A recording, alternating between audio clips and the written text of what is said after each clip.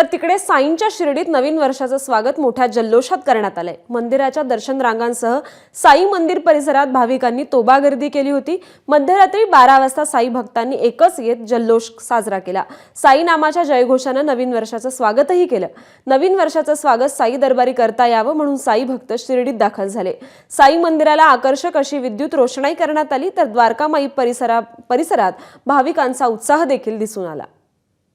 2024 ला निरोप आणि 2025 चं स्वागत साईंच्या शिर्डीत साईच्या जयघोषाने करण्यात आलंय। आता मी समाधी मंदिरासमोरील या प्रांगणात आहे। या ठिकाणी जर पाहिलं की समाधी मंदिरासमोर साईबाबांचं मुखदर्शन घेऊन साई भक्त या ठिकाणी नवीन वर्षाचा प्रारंभ करतायत।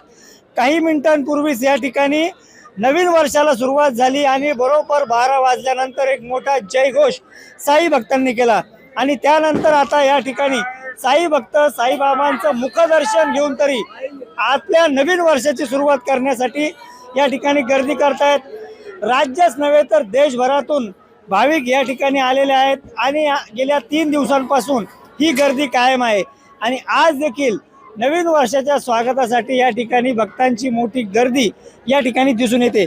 एकूणच जर पाहिलं तर पुढचे 5 ते 6 दिवस या ठिकाणी ही गर्दी अशीच कायम राहणार असून निश्चितच नवीन वर्षाच्या स्वागतानंतर आता नवीन वर्षात साईंचं दर्शन घेऊन आपल्याला काहीतरी प्रेरणा मिळेल, आपल्याला आशीर्वाद मिळतील ही भावना घेऊन या ठिकाणी साई भक्त शिर्डीत दाखल झालेत आणि 12 वाजता बरोबर जल्लोष करत सर्व साई भक्तांनी नवीन वर्षाचं स्वागत केलंय।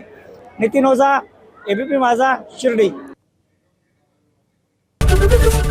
एबीपी माझा, उघडा डोळे बघा नीट।